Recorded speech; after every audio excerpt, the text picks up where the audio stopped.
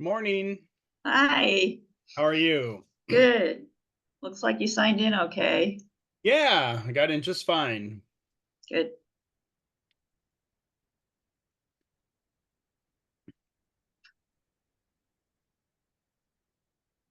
Let me see if Ed's getting there.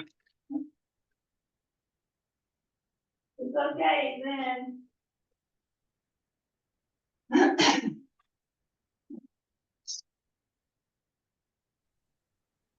Hello. Hello, hello. I'm trying to get this so you can see my smiling face. Oh, that'd be nice. There you There, are. oh, there I am. Yay! Good morning, everyone. Yeah. It, it must be Howdy, beautiful, howdy. beautiful weather up there, right? Oh, it's beautiful. When Yeah, the sun is shining. It's a beautiful day. it's been a great week. Oh, yes, it is. I had cousins here, cousins and cousins. The mill was bursting with energy, and Mm. it was washing dishes. It was a very good time. Cousins by the dozen? Yeah, basically, it was wonderful. Now I have to do all the dinner napkins and tablecloths because that's just the way we do things here at the Mill House. But it'll be good. Maybe I'll wait till it snows, then I can have a snowy day. Anyway, enough about me. How's everybody? Good, good. Doing well. Good. Excellent. Yummy. Your choir years are off, doing very well. Off and running. Good. Yep. Yep, everybody's back and doing their thing. Yay, hooray. Yeah, I had a good first rehearsal, and then I have only half that number of people this week. So that's not, so I'm sort of depressed. Oh, yeah. Mine was the opposite. I had kind of a mousy first rehearsal and a really good one this past Wednesday. So, That's the direction you want to go in. right. Then I guess Yeah. 2 more new people joining this next Wednesday. So that'll be wonderful. Woo. Yeah. Super duper. What about you, Miss Ruth? How was your rehearsals? We had a great first Sunday. I have 2 new singers, and they're both really singers. They're legit. They really contribute to the group, which is a great shot in the arm. Wonderful. We're waiting on Donna. And that might be it. I'll give her a couple more minutes. Did you hear from other people who won't be here today, Don? Eldana won't be here. Craig won't be here. And that would be it. I didn't hear from Greg. Well, he's off. He's done his 1 Yeah, year. that's right. He doesn't have. I'm so used to having him on. Yeah. Yeah. Yeah. He's always welcome. He knows. But well, Peter, why don't we get started? Let's have you lead us in some prayer, if you would. Well, let us be fully present. Holy One, thank you for this beautiful morning and for technology and for Zoom. Thank you for your dedicated servants, both here now and who are not with us. Bless our time, our meeting. Guide us with your wisdom and the plan that you have for Akma. Let it unfold according to your will. Help us not to get in the way. We thank you in Jesus' name. Amen. Amen. Thank you. Did we hear from Jeanette at all? And Jeanette is not going to be here. Yes, yes. Donna's here now. So yeah, so we have some missing. Donna's connecting to the audio, it says. Well, you have a quorum, 6 people. That's good. That's good. All right. The first thing I wanted to talk about is we have a couple positions that we can fill on the board. Hi, Donna. Hi. You doing well? Yep. Good. Good, good. So we have a couple of positions we can fill on the board, which is kind of exciting. I sent an email out some time ago asking for ideas and thoughts, and there was some really good feedback. We talked about a marketing position, And then we talked about like a member outreach for, more official. Oh, here's Greg. Good, good, good. Yeah. Yeah. Anyway, so we talked about the need for a more hands-on marketing just to kind of run with the stuff that we have in place. Obviously, Michelle does a really good job. Hi, Greg. Good morning, everyone. Morning. Michelle does a good job with the social media. Joan and Treva are rocking and rolling with this stuff, but there's probably some ground in between that somebody might, be able to own and be more of a connective part to like the AGO and the ACDA and just more interactive with, other organizations that kind of reflect us. Craig is going to work with national and with the conferences, so that's covered there. So that was an idea. And another great idea that I like a lot and could be combined with this would be this member onboarding position. So somebody joins and they get the letter of recommendation, they get the emails and they get the journal and all this kind of stuff. But what about outreach to this person, quarterly, maybe in their first year, to see how you're doing, how would you like to be involved, what can we do to support you, what ideas do you have for us? So more of a hands-on, I don't know, concierge position, if that's the right word, I'm not sure. So that's an idea as well. And then I had a little conversation with Annalise and both Eldana. So Eldana, as we know, is wonderful, has excellent ideas and this and that. Time is of the essence with Donna. She is pulled in so many different directions, and she's often not able to be with us. She's got great ideas. So I kind of wondered if we had somebody that could work with Eldana, not replace Eldana, but work with Eldana, like an Annalise or somebody. Annalise is, she's the director of major gifts. That's her full-time job. And has done really well. Anytime we've needed anything from her, she's really been great. And response time is, right away and this and that. Do we beef that up so that Eldana has some support and more of somebody in the driving shoes? And Eldana was very comfortable with that for the reasons I mentioned as far as her availability and time. Annalise is open to the idea of discussing that as well. Nothing was offered to her officially. I wanted to get all your input. So there are 3 ideas for adding a couple members to our board. But what do you guys think of this? What are your thoughts? What haven't we heard of? What haven't we thought of? And let me know. I think we can really benefit smaller congregations that have fewer resources, but it's a challenge to connect with them. Mhm. So I would think anything we can do in that light would be great. Yeah, and we kind of heard some of that at the conference, didn't we? I Mhm. did. I know I did. I was talking with some women who had that. Other thoughts? I was considering creating a structure of mentors throughout the UCC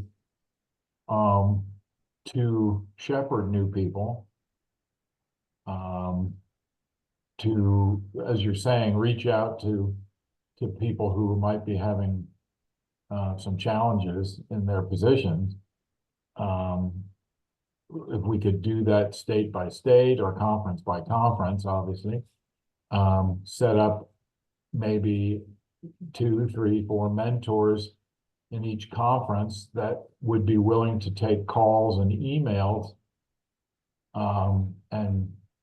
and give advice, or even, if possible, go and visit these places and help musicians and congregations with their worship situation.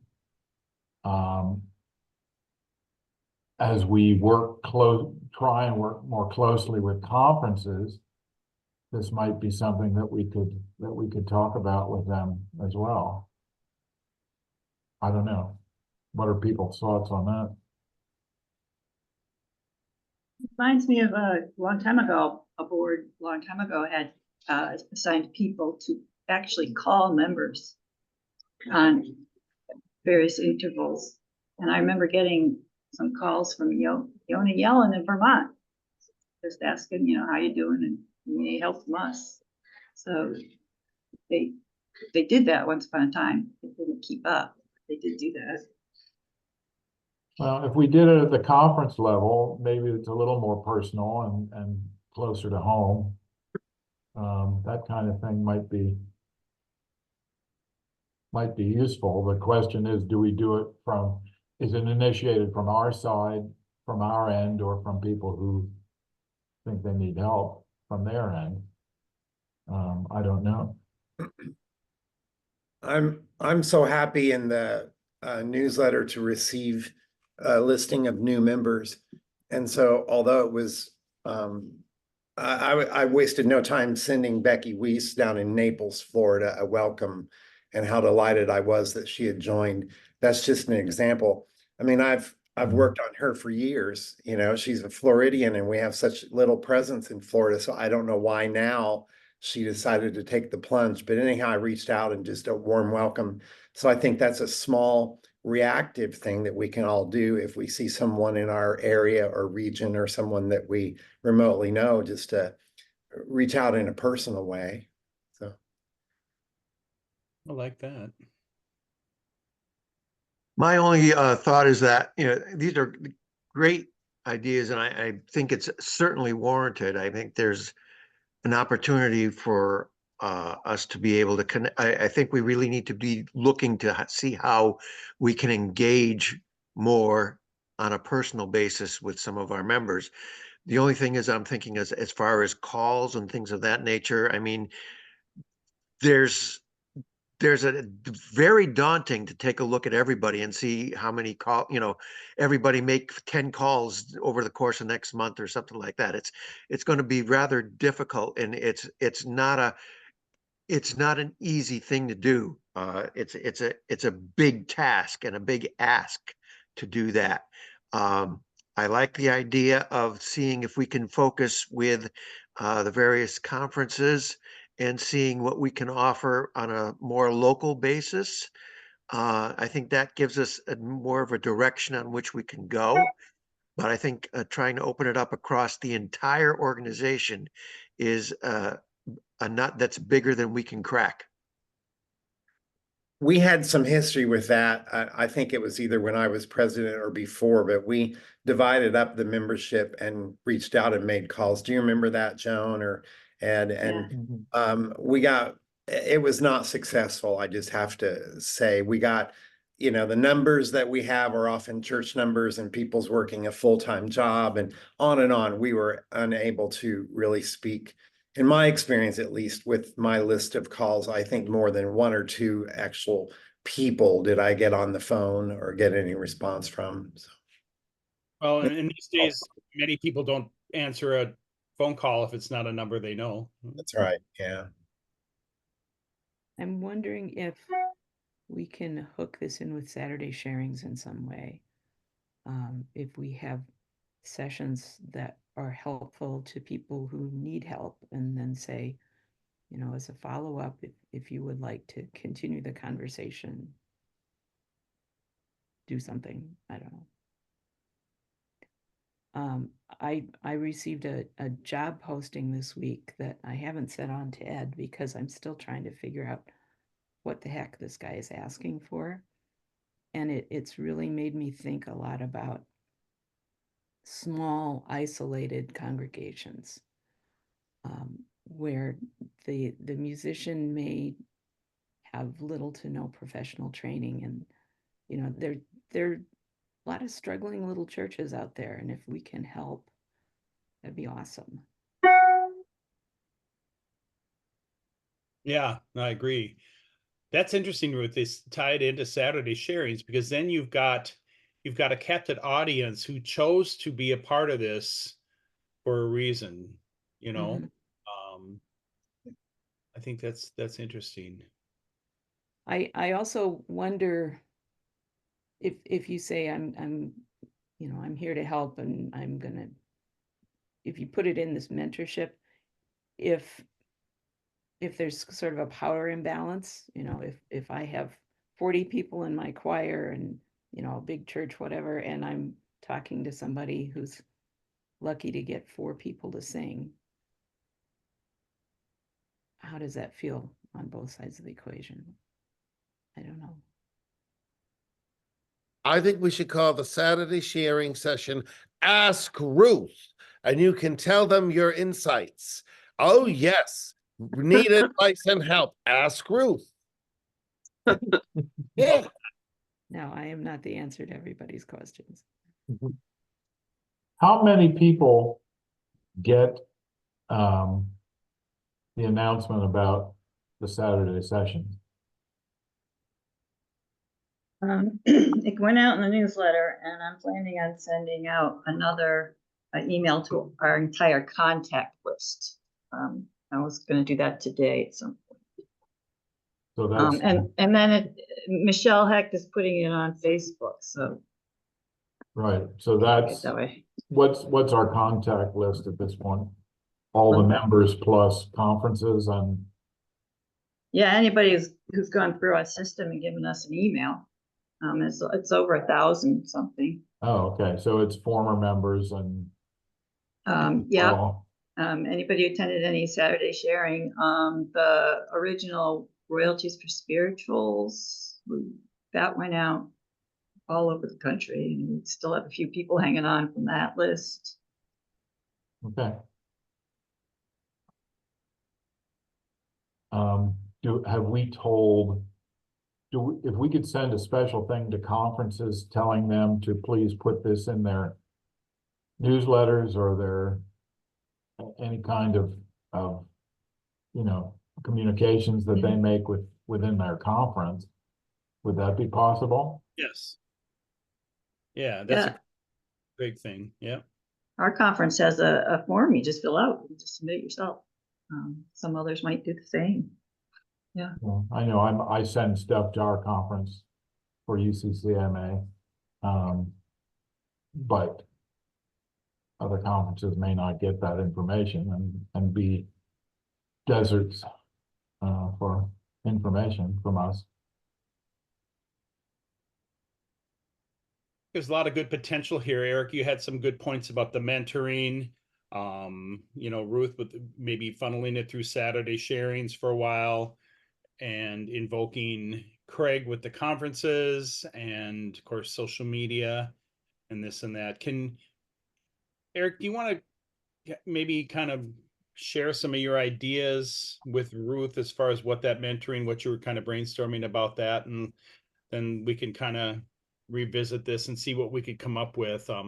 You know, this kind of concierge Saturday sharing, you know, it doesn't have to be every month, but it certainly would be a good start. And, you know, if people, and then combine it with, you know, some outreach, the outreach for new members, you know, / marketing / concierge for new members, that probably could be its own position and have some tie into what we're talking about here with the outreach we're doing. And that would be an integral part of, you know, that effort there. I think it could all come together with some more brainstorming quite nicely. And you guys agree? Well, yeah, and maybe if we even include Craig, you know, who's to reach out to conferences and get him included in the conversation as well. What do you think, Ruth? Yeah, Okay. So you and I can email and include Craig in some things. Does that sound good? yeah. Okay. Very All good. right. Thank Very you. Ruth made one small comment I got to return to about the validity of a large church person reaching out to a small church person and them understanding. I couldn't help but think of the national marketing for Morgan and Morgan, where the attorney says no client too small, you know, and they've got that guy that was so touched because Morgan called him back. So I think that we shouldn't be limiting ourselves to that, you know. We could, if you're in a large church with 40 people, you can certainly let's still reach out to the small four choir person and welcome them, and you know what I mean. So Right. that just flashed through my mind. I thought no client too small. So That must be a local thing in Florida. is it okay? Yeah, Morgan I and don't know. Morgan. I thought he was a big national, you know, for the people attorney. scam, but he's got effective advertising, I tell you. So yeah, So UCCMA, no church too small. no church too small. Yeah, there you go. Love that. I love that. What about other position? What do you think about some support for Aldana to try to drive some more donations that could be in conjunction? Again, it's never just an island. It's, that's in conjunction with Craig. Annalise helped draft a letter for Craig when he was looking money for donations that, National gave us $1,000 and this and that. So I don't know. So we do a good job with the National Giving Day, but what if there were other opportunities that, a team of two, Aldana and somebody, might be able to kind of run through the calendar year with more than just a big push in November, and this year it's in December. Any thoughts about a position dedicated to that, given Aldana, lack of time and great ideas, wonderful support, wonderful help, but just the time part. Thoughts? What has Aldana asked, and is there something specific that she needs that she's asked, or is this your us really wishing to help and lift her up because she's so busy? She mentioned a few things at the conference that she was working on, some packets and ask, that something was written out that anybody could take this to their congregation, a scripted ask and folders and packets for a giving campaign any time of the year. It's just, great ideas and this and that. It's just a matter of time, so just to get it done. So really good thoughts, and she's well connected with people and this and that. And again, this is not in any shape, way, or form to replace her. It's just to give her some support to get to actually see some of these things materialize. Don, do you think that Annalise would be the doer in that and in creating packages or programs? Do you see her functioning that way? Absolutely. In And conjunction. at Aldana's direction, and in their collaboration, would Annalise be someone who would really be the doer? I think the doer part is right. Yeah. Collaborate with Aldana, and then set these initiatives in motion. So you're suggesting. Don and I chatted a little bit about my, I have a lot of respect and admiration for what Annalise's capabilities are. I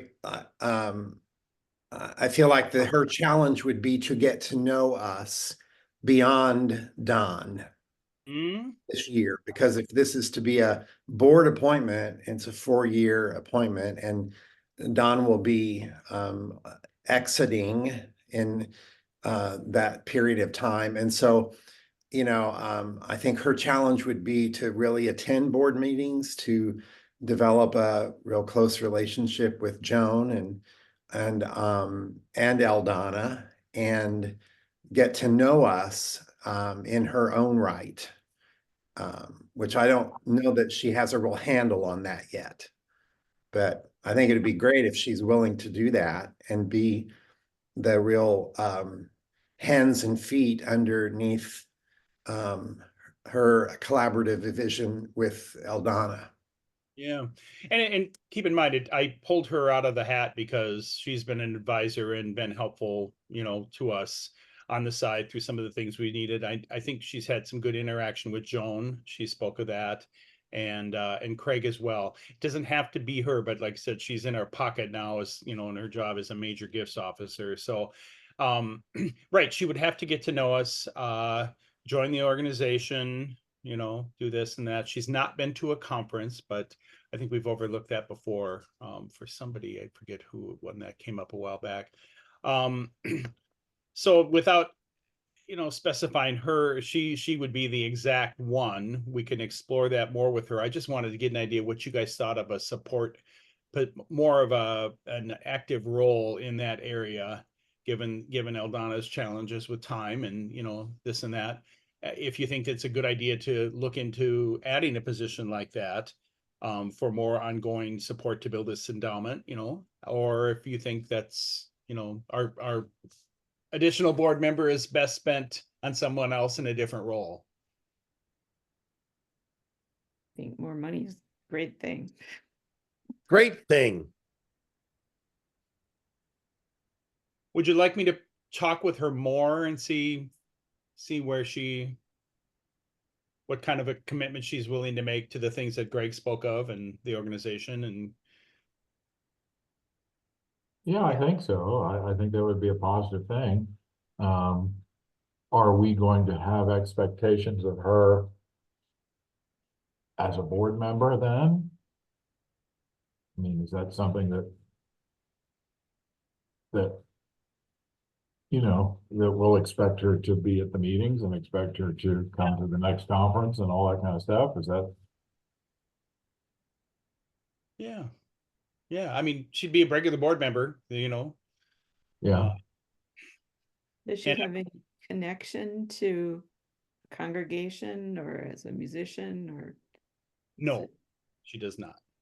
Okay, She sings, but she's not actively involved in a church. okay. Well, I think I would explore this a little more. I think that she should become a board member and attend meetings. That's part of what I said earlier about getting to know us.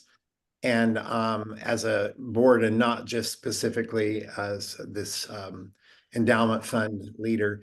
But I think it's a good idea to talk to her and see if she's willing to take that on and make a long-term commitment and try it. I think if we're going to get serious about this endowment, we've explored various avenues and it started with a pipe dream, and then we've gone through Jody and Aldana, and Aldana has been very, very helpful in guiding that vision. But I think we've got to get serious about it and realistic about it if we're going to do anything. And this just is no different than a company outsourcing a specific need. Right. And if it's not Annalise, then what I'm hearing is that we find value. And if it's not Annalise for whatever reasons, and maybe some of her own, because I don't know exactly, I know I've talked about her being in more collaboration with Eldana and this and that. And I think Eldana's schedule, and Eldana was the first to say, I'm just so busy and I got these great ideas. It would be nice to have support, if it's not Annalise, then it's probably someone else, that we find, right? We have made good, I think, relationships through Eldana with Andrew Warner at the National Church, but clearly the National Church and Andrew Warner is not going to be our go-to person for this. Right. So I think we are responsible on our own for outsourcing this to someone that can meet that need for us. Right. Okay. All right. So those are two areas then that let's fine tune. We'll talk about this more. I'll do some homework. Eric and Ruth do some homework on the other position we talked about, and we'll follow up. And I think this is a good start. We're planting some good seeds here. So the next piece, and then I'm gonna shut up and let you guys talk. I mentioned at our last board meeting when we were in Old Greenwich about shifting some responsibilities around for the sake of a smoother flow and transition with the board. And those are softly set in place right now, with one-on-one conversations with Donna and Ruth and Jim. And what that looks like is you guys, I'm sorry, I'm getting all these, I gotta shut these. My phone it's my birthday and I'm getting 1,000 text messages and it keeps dinging. So Happy birthday. thanks. Hey, somebody asked me how old I was, and I said 84. Don't I look good for 84? I was How does it feel to be in your 30s now? well, I'm a little disappointed in it. Uh, I feel older. But I still feel like 28, but the number says 30. Anyway, my spirit is in my 30s, and that's a good and bad thing all at once. But anyways, for logistical reasons and just looking at the flow of things, and absolutely no weight on the rock stars you all are on this board and the contributions you have made and done so well for years. Donna and Jim are going to work together in conjunction with Ed and Joan and slowly transition the position of treasurer over to Jim. This will help Ed and Joan a bit because Jim is in the area where they don't have to go to the mailbox and do that. So that will be a big help to them, and just having them together in the same city is a good help with that.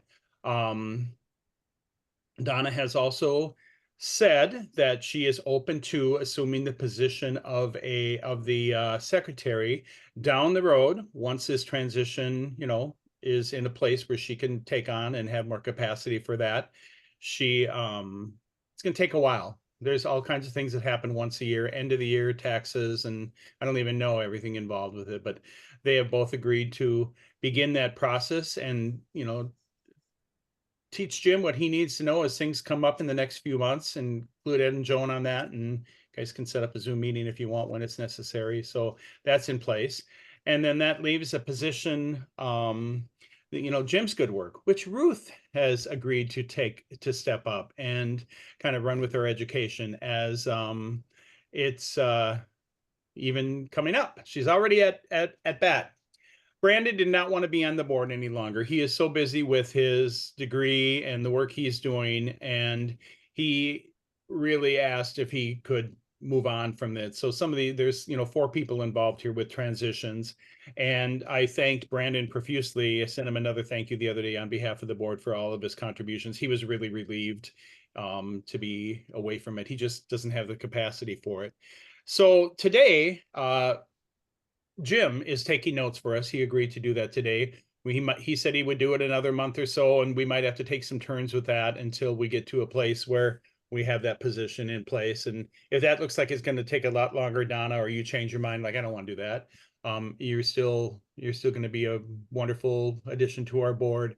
Then we'll have to fill that role as well down the road. So, any thoughts, any feedback, anything you want to share?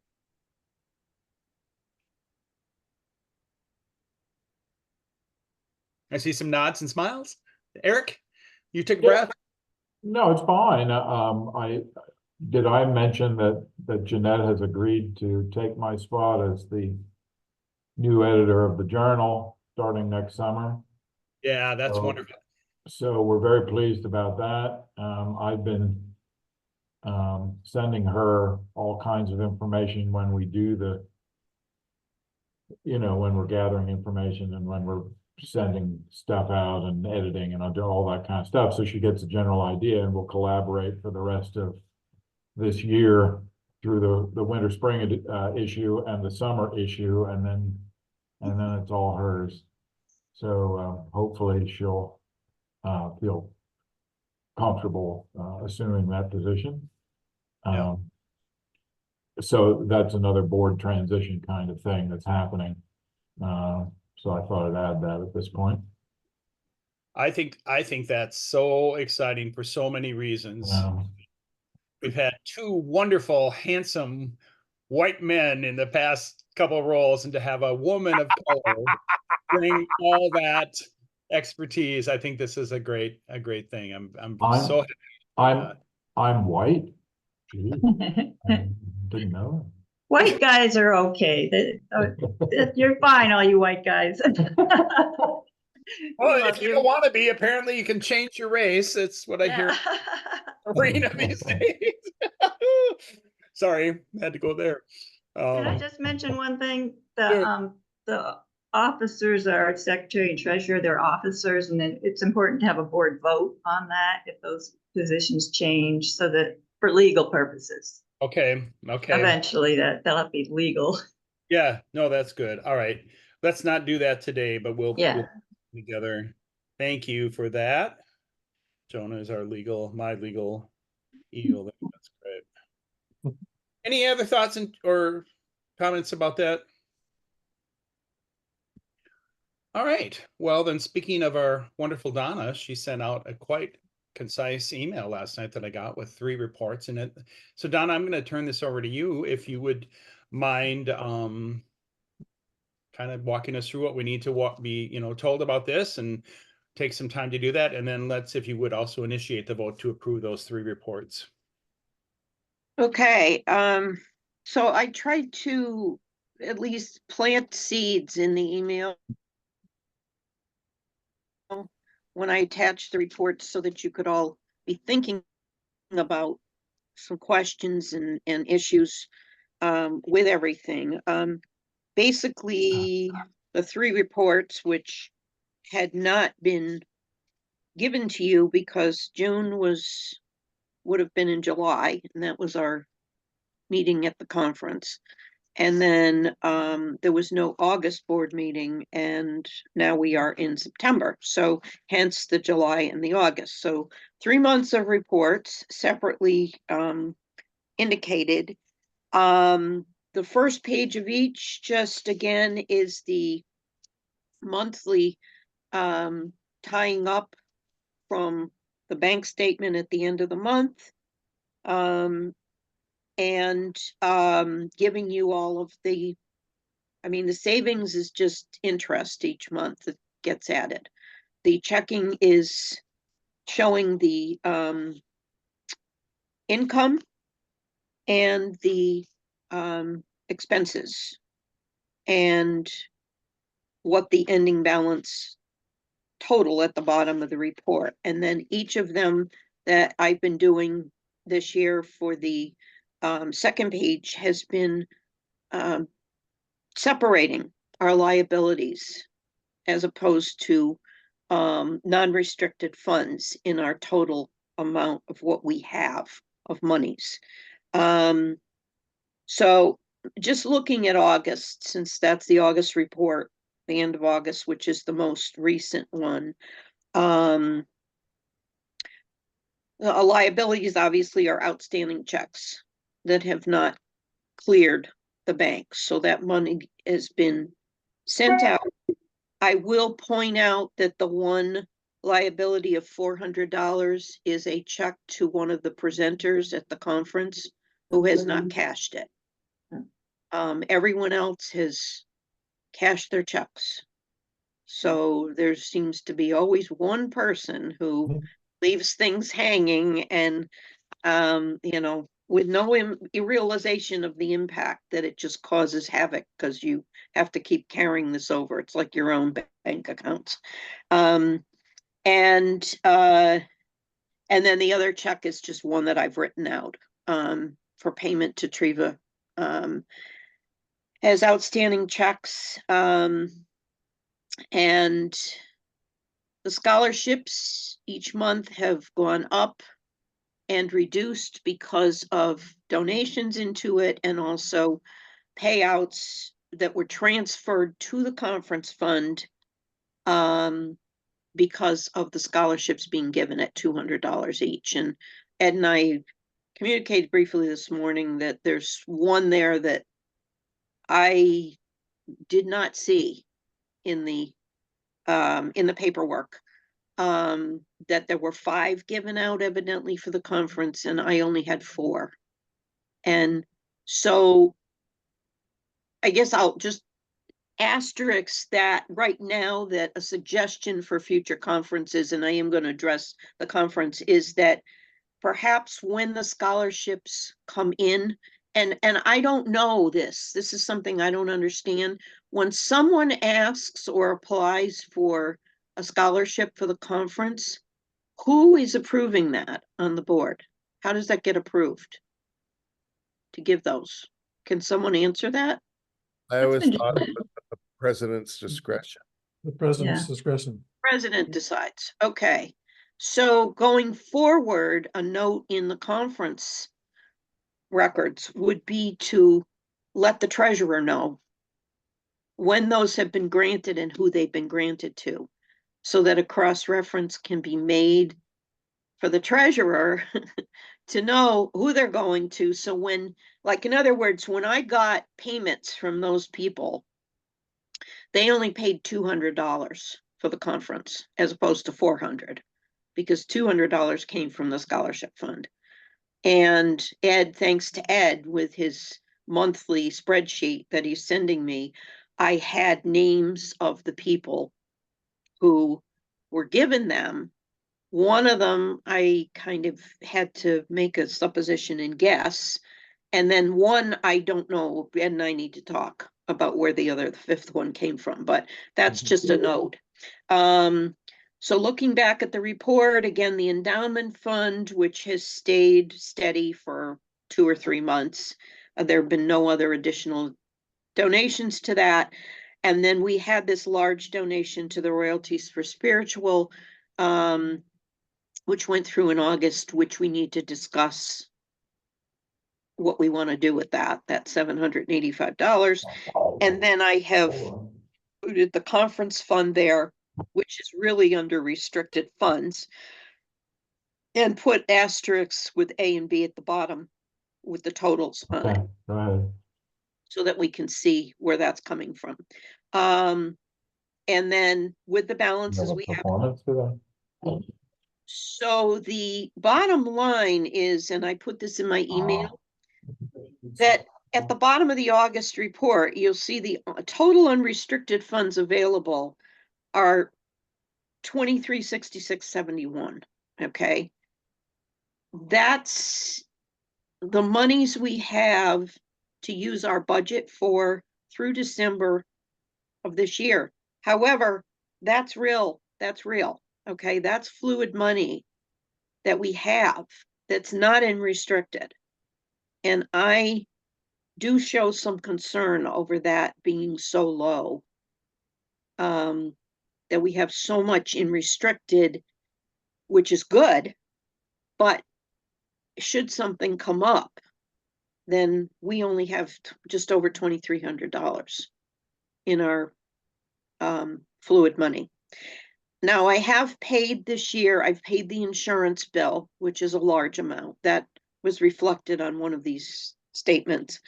Paid the yearly fee for the wild apricot, and just got another bill from the Zoom. Those are probably the 3 larger of the expenses that come out in a year. And then we have the monthly, of course, wild apricot, which was larger during the conference because we had more charges going through. That will definitely be decreasing and showing in the next few months, because there won't be as many credit card charges. You know, we would hope there would be a lot, because we would hope we'd get membership dues, but you know, just in general from past records, that becomes much less fee each month. But there's still just this 2366.71 left. And I think the board needs to be aware of that, that's not a lot. We have a lot of money, much more money total, over $43,000, but of that, there's just this small amount that's available. So I think, you know, the board needs to be on top of that. I'm bringing it to the attention as treasurer.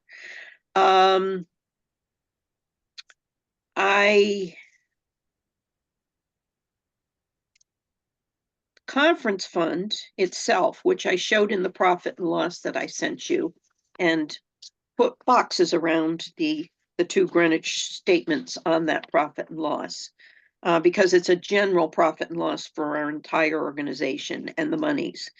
And I did mention this, that we started with the $17,000 that has been in that fund for years, as put aside as restricted for conference.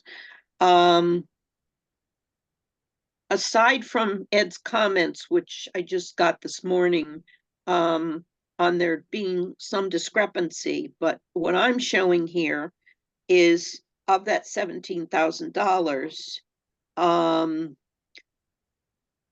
that now there exists 15,000, over 15,000 in it.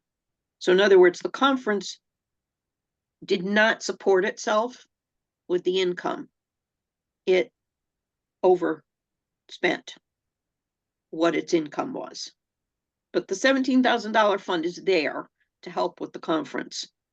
The board, however, needs to see that that 17,000 now has been reduced because the conference did not support itself and come out. And to my knowledge, this is the first since I've been on the board and the last two conferences, first conference that has not come out with some small profit. I believe the Glastonbury conference, I think without looking back, there was over $2,000 in the plus column that the conference brought in. So again, in my email, I mentioned that is something that the board needs to be aware of and needs to discuss. Do we want to keep that $17,000 in restricted funds? And if so, where are we going to get the difference from that we have? And again, Ed and I need to talk because Ed seemed to feel that there wasn't that much. The $1,500 was not the correct amount. That it was less than that got taken out of the 17. So if that's hopefully is clear. So that's from a financial standpoint. I guess I will say this now since it involves the finances in regard to the conference. This was my first conference that I had all the paperwork to do. 2 conferences ago when I took over the treasurer's thing, which was way back in 2019, I was just finishing up the conference from Cindy when she handed the books over to me. She had done some of it. I finished up writing some checks and balancing things out. The conference, Glastonbury, I did completely, but that was a whole different thing. It had so many less expenses because we didn't have food, didn't have the on-site attendance. So that one was pretty straightforward. However, that said, that conference, I was sent, and obviously because I wasn't there in person, but most things seem to be done ahead of time, the expenses for things, and it seemed to fall into place and made a lot more sense. I found with this conference being in person that there was a lot of confusion because I was being handed receipts from running to the grocery store or expensing something else out. And then we had an issue with trying to use the debit cards. And Bank of America cut them off. They wouldn't let them be used. And I had to get on the phone with Bank of America at the conference and deal with them back and forth to get both my and Don's debit card freed up so that they could be used for expensing these things. But I was getting receipts from debit cards, from my debit card, from Don's debit card, because I had given my card to Craig, and also from people that were using their own credit cards then to try to reimburse them. So I came home with a bag of all these receipts that I had to try to make all sense with. And there was a lot of confusion. So I'm not sure if it was part of the planning or some disorganization with the planning for the conference as far as like the expenses went. And most of that was just the food. It was, Craig had sent me a list of all the the participants with the amounts that I owed them. So those checks could all be written and all made sense. But getting all these random things like just coming at me there was confusion. And I wrote checks. They were noted what they were written for. The receipts all have it written on them, what check I wrote, the date I wrote it. But I had to put all that together and make sense of everything when I got home. And I didn't do it right away because I was totally out of commission all of August. In the end of July, when I got home from the conference, through the end of August and into the beginning of September. So I couldn't address it. So I guess what I'm saying is that going forward, that might be something for us to note, that for the conference benefit, if things could be planned more ahead organized, maybe a little bit more, less chaotic, would make life a whole lot easier with things. And I don't know if that was possible, if it was just totally impossible this time to do that with not knowing about the food and the supplies and whatever.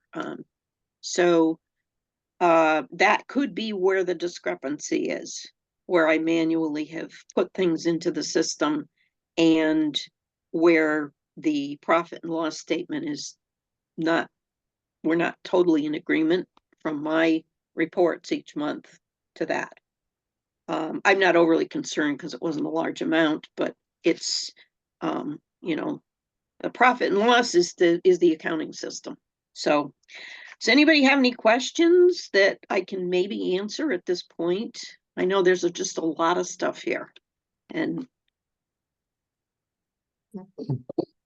So one question I have is not so much on the conference. All right, so I see that, you know, it operated at a loss. And I don't think that this was the first time that we've done a conference where there had been a loss. But we've also had some that were money makers and they paid for themselves, but neither there. But as far as the restricted funds and what we have left, is there some report available between what we had planned as a budget versus what we have spent so far? So that we could possibly see we're overspending in this particular area, or we haven't realized the income that we're anticipating. Because it's one thing to be concerned about it, but it's another thing to know why it's in that position. Because the conference itself only accounts for about $1,000 or so, a little bit over $1,000 of the loss in that restricted funds. But since June, it's gone down by almost 2,500. yeah, I can run a report that will show, actually, I think I can do another report in addition to the profit and loss that will show the, how much we've got in there. I have to look at the reports to see if, because unless I've plugged in the budget amounts that we have, the only other way to do that would be to take this profit and loss and look at how much we budgeted in each category. And then say, okay, this is how much we've spent. Because the entire profit and loss that I attached to everybody shows all of our separate categories that we have. It breaks it down in each one and how much we have spent in each one, but it doesn't show what we budgeted for it. So I would have to look to see if the accounting system provides us a report that can show the budgeted amount and that. And I don't recall that I've put the budget in there, you know, into the accounting system. So to answer your question is I may have to just make a comparison between what we budgeted, take the budget that we approved, and then say, this is what the budgeted amount was. This is how much has been spent in that, which I can certainly do, and then send that out to the board so that you could see, you know, where we've expensed, like, and why that $3,700 is showing a minus position for the year thus far. Does that answer your question, Jim? Like, Yes. yeah, okay. I hear what you're saying. Yeah. Yep. Anybody else? Ed? Yeah, I don't think, I mean, one of the things you questioned was whether we should try to reimburse the conference fund to get it up to 17,000. I mean, I don't think that's an issue at all. This conference fund is there to be a backup to support the conferences. And, you know, if it's lost $2,000 from what it was, I think we just accept that. I don't think we need to feel like we have to replace it. I mean, that's what that fund is there for. And that's, you know, the board needs to decide that. If you agree with that comment of Ed's. And I agree with what Ed just said, but it's not my decision, so. Yeah, I agree too, and I think this conference, I don't know that we're gonna see one as expensive, for the attendees. There was a lot of things in the way, and I think we did such a great job, but the cost of going out there, everything is very expensive out there, and the rigmarole from, planes, trains, and automobiles, and this and that. This was unique in a way that we haven't seen before, in a very expensive part of the country. And there's a couple ideas floating around for the next one, and I think they will be more on par with what we have done in the past, and probably will fall into budget just fine and make a profit as we've done in the past, is what my take is. And we only lost a little over $1,500, if that's indeed the case. All the numbers here are correct. Out of the 17,000, so that's not bad at all. To have a 15,000 and change cushion for the next conference, I think we're in good stead there. You know where it's gonna be, Eric? Well, I know. What can I say about this, Don? Just say it. Okay, well, Tim Clark would like to host it in St. Louis. At his First Congregational Church in St. Louis. And he and I have been talking about facilities and, resources and presenters and clinicians and all that kind of stuff. And he's got a pretty good handle on this at this point. What we are waiting for is, what he's waiting for is maybe some documentation on things that he needs to be doing at this point, from Eldana and Michelle and Craig, people who've hosted before, as to, what his timeline is and how he needs to make this work and so forth. The church out there is really quite wonderful, and it's right near the, oh shucks, now I'm gonna forget this. The name of the seminary out there.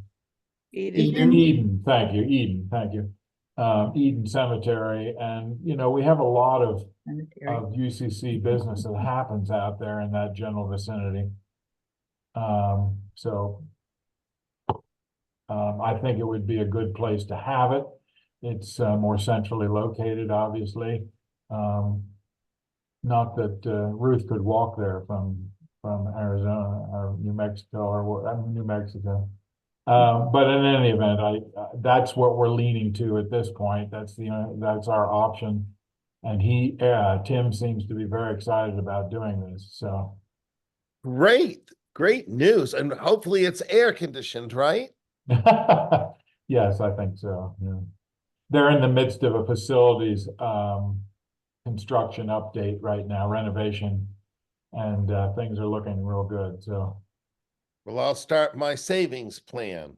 Excellent. Yes. There we go. So in the sake of time, Donna, can we, you want to call a vote to get these minutes or financial reports approved? Sure.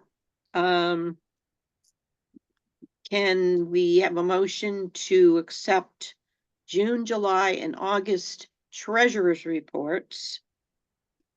And as it stands now, the conference report. I make the motion. I'll second. All in favor?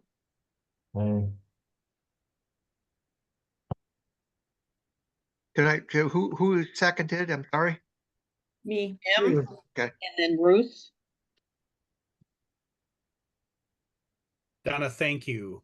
That conference work is just so much, and you've done a great job. I can't thank you enough. On behalf of everybody here, we all agree that's massive. So congratulations. Well done. Thank you. Yeah, absolutely. yep. All right. Could I ask, it seems to me that I can remember some former conferences actually had a treasurer as part of the planning committee. Yes, that was Vermont. Yeah, and that, having somebody to take more active role on the finances from somebody in the planning committee might make the treasurer's job of our board a little bit easier.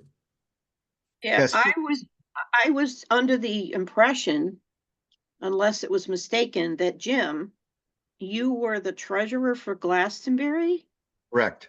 conference, and then you agreed to be the treasurer for this Greenwich conference. Is that correct? I agreed to be on the board.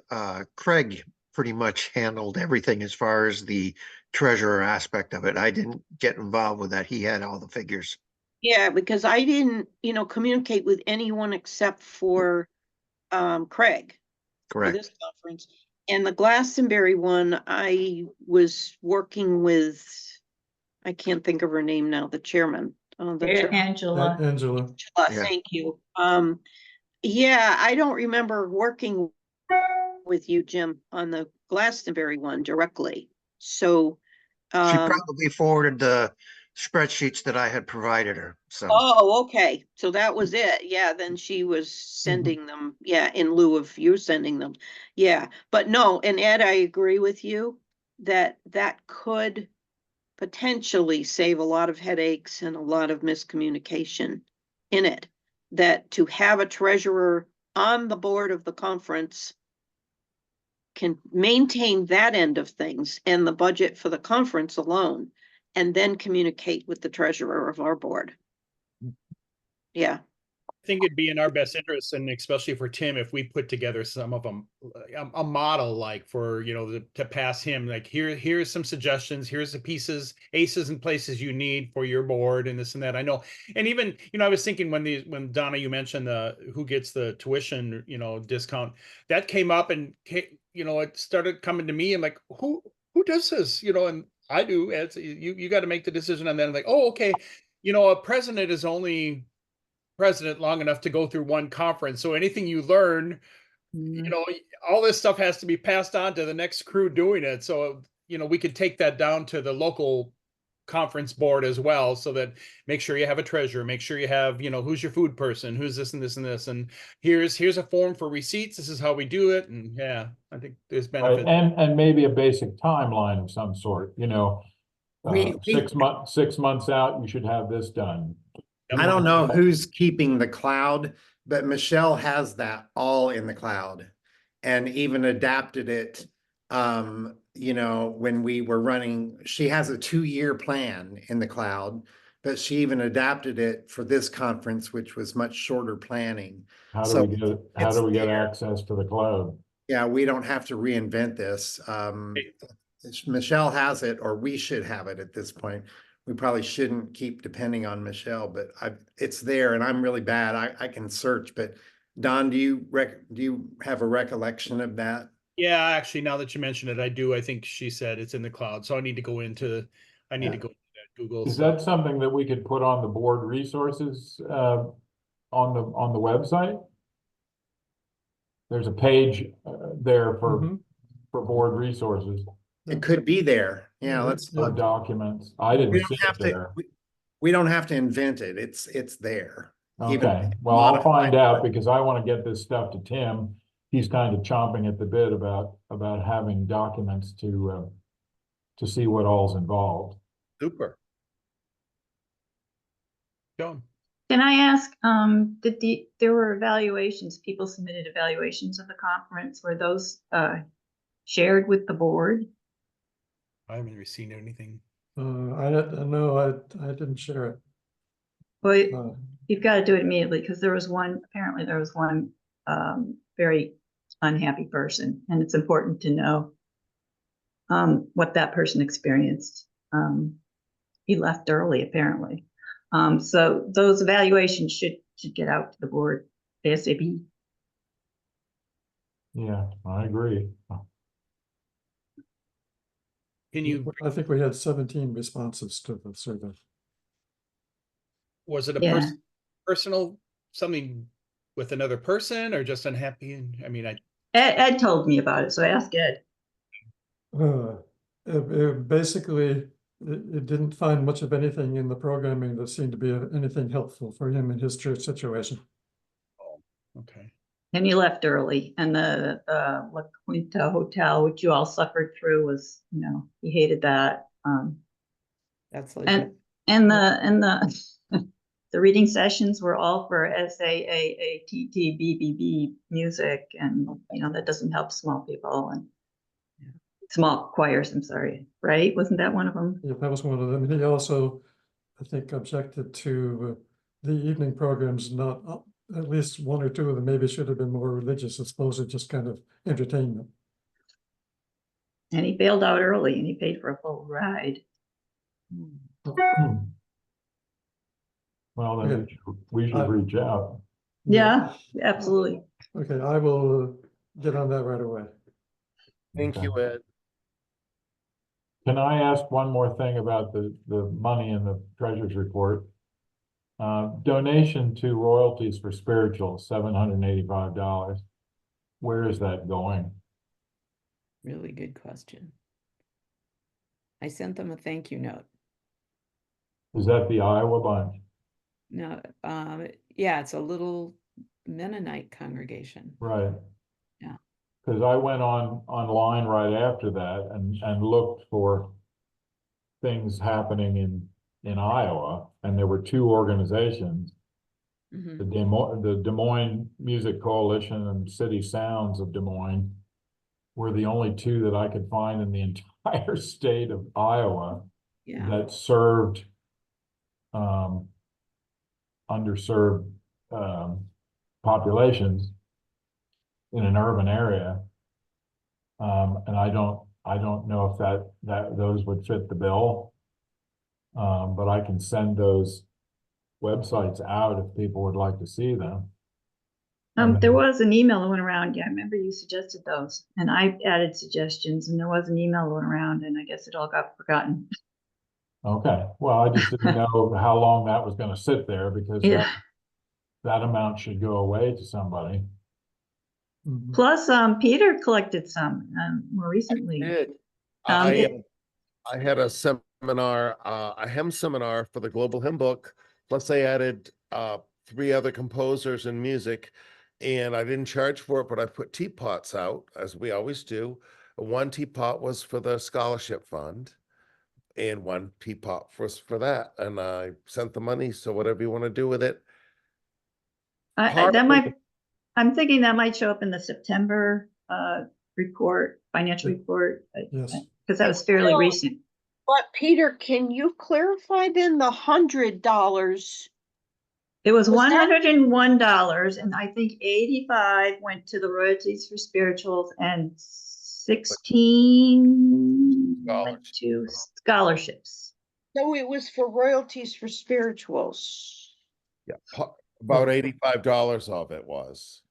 I wrote 85. one check for both things. I'm not sure that I know Yeah, you just, did it for that. Donna, you I- and I have emailed about that, and I think I thought we had agreed on that, those numbers. Did you say that? Okay, if you said it in there, Ed, then I did put it in that, yeah. And then the Okay. scholarships was that other amount that was in it, the balance. yeah. Yeah, I just didn't remember. I mean, I've had so much in my Yeah. head. Yeah. Yeah. So so there where may your be, note was, but if the original amount from the church was 785, then there's another 85 from Peter, I think, in there. It's just, might as well take care of all of it when you make your decisions. yeah, I'll go back and double check that and make sure that I allocated it into royalties. Yeah. Okay. Can we, Well, can we make a motion that, or take as an action item that for next month, we have the details as far as the organizations in Iowa, and we can make a decision on where we're going to send the money at the next meeting? yeah, I mean, I can send out information to everybody again for the two websites that I looked into in Iowa. I just think it's important that this money be used more locally than we just decide that we're going to send it to one, as UCCMA, we're going to send it to one place. I think it's Right. more important to know that Iowa money is going to Iowa people. Yeah. And I'll put that it in the- Maine money is going to Maine people. Yeah, I'll put it on the calendar to take a vote about that. So send it out. We can all take a look at it. Maybe we split it between the two. Who knows? See what you feel. We'll talk. We can pick this up again next month. So Yeah. Think outside the box. yeah. But you also don't know if this Mennonite church knows about those organizations and has chosen not to support them. So, they're all implications. Right, right. So we need to know more about those organizations, like having a conversation with somebody at those organizations and maybe having a conversation with the Mennonite folks. Well, think yeah, it we would need be it- nice in the future if the Mennonite folks would send it directly to them as opposed to going through us as middle people. Well, I guess my question is, do we need to ask the Mennonite community if they want us to support an Iowa organization? I mean, they sent it with no strings attached. Okay, but then where are we gonna send it? Give some to Brandon. He's working his butt off to get his doctorate. He's gotten some. There are some other places I mentioned in that email. We need somebody to coordinate royalties for spirituals because it's still kind of active. I wish there was somebody interested in it, would, kind of keep an eye on all this kind of stuff. Well, I'm very much interested in it because Okay. we do it at our church big time Okay. and have sent well over $5,000 out in the last 2 years. But, so I'm willing, if you send me stuff, Joan, I'll send it out with these other two. Okay. I'll dig up that email. Yeah, sorry, I probably can't find it. Who knows? Okay. Oh, yeah. All right. All right. Anybody else have anything? I'm gonna, for the sake of time, rather than go to every person individually, who has something they need to and want to share with this meeting? Ruth. I just want to invite everybody to the Saturday sharing in 2 weeks. My friend David Poole is a mover and shaker in music that makes community, paperless singing. He's an awesome presenter, and it's going to be a really good session. I asked him to talk about innovative ways to use music in worship. Thank you. Anybody else? I'd like to talk at some point about opening the free access to the journal as a permanent thing. Yeah. We don't have to do it now, but again, it's something that we should discuss at some point. I'll add it to the calendar for next month's board meeting. Yep. Thank you. Yep. Absolutely. Anybody else? All right, I'm going to close this out here quickly. This author is unknown, but here is a prayer entitled Autumn Months. O God of creation, you have blessed us with the changing of the seasons. As we welcome the autumn months, may the earlier setting of the sun remind us to take time to rest. May the brilliant colors of the leaves remind us the wonder of your creation. May the steam of our breath in the cool air remind us that it is you who gives us the breath of life. May the harvest from the fields remind us of the abundance we have been given and bounty we are to share with each other. May the dying of summer's spirit remind us of your great promise that death is temporary and life is eternal. We praise you for your goodness forever and ever. Amen. Amen. Man. And happy birthday. Happy Yeah. Happy birthday! Celebrate your Yay. birthday. Yeah. Another trip around that sun. So yeah. Thanks, Don. Thanks so much. Yeah. Thanks all. Hi, everyone. Bye.